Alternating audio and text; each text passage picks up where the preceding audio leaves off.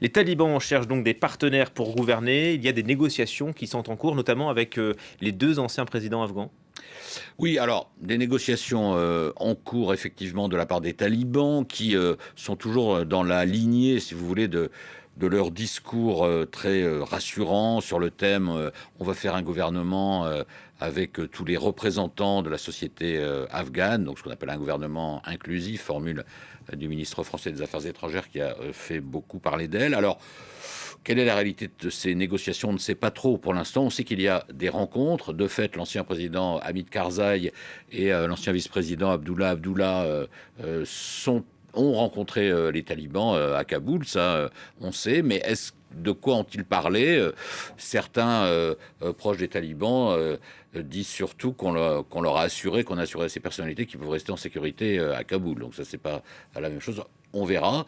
Mais si vraiment les talibans veulent effectivement un gouvernement inclusif, ils se disent prêts à accueillir certains anciens ministres qui ont été dans des gouvernements afghans. Donc, premier point. Certains seigneurs de guerre aussi qui pourraient être inclus dans ce gouvernement plus représentatif. Les minorités aussi tadjiks, ouzbeks. Et alors, ce qui sera encore plus étonnant, là, la milice... alors, des femmes, je pensais même pas aux femmes. Enfin, là ce serait vraiment très, très étonnant. Non, je pensais aux chiites, à la minorité chiite Hazara qui craint énormément les talibans, qui sont des sunnites extrémistes, et les talibans disent qu'ils seraient prêts à aussi qu'il y ait une représentation de cette minorité chiite. Alors, si tout ça se concrétise, là, oui, ce serait une vraie manifestation d'un changement. On n'en est pas là, parce qu'il y a quand même une suspicion sur quand même une politique de com, hein, comme on dit, qui est très bien rodée, notamment vis-à-vis de l'international sur le thème on va apaiser, on va apaiser. Bon, un spécialiste de l'Afghanistan expliquait ce matin qu'ils avaient tenu le même discours quand ils étaient arrivés au pouvoir en 96, notamment vis-à-vis de l'ancien président Najibullah, qu'ils avaient exécuté quelques semaines après. En tout cas, pour gouverner et tenir le pays, il faut de l'argent. Pour le coup, les talibans vont se tourner vers quoi?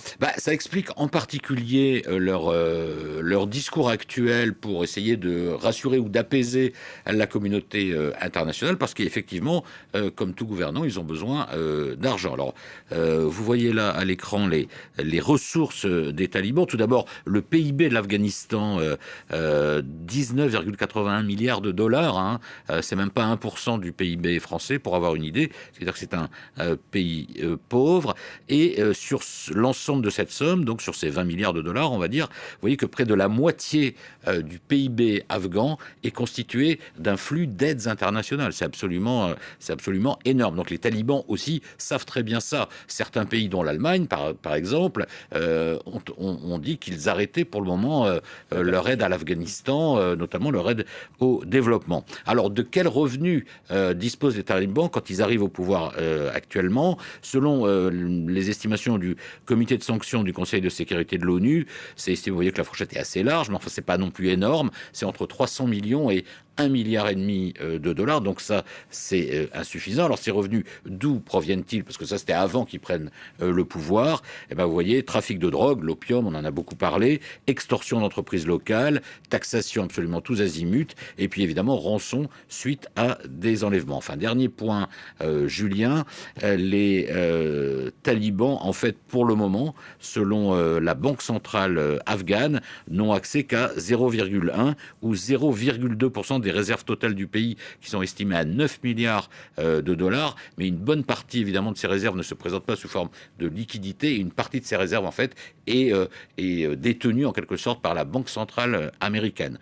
Donc pour le moment, vous voyez que c'est très peu, 0,1 ou 0,2% de ces réserves. Tout ça explique aussi pourquoi les talibans cherchent absolument à avoir un discours très modéré vis-à-vis de la communauté internationale, parce que sans ces aides, tout simplement, ils ne pourront pas tenir le coup.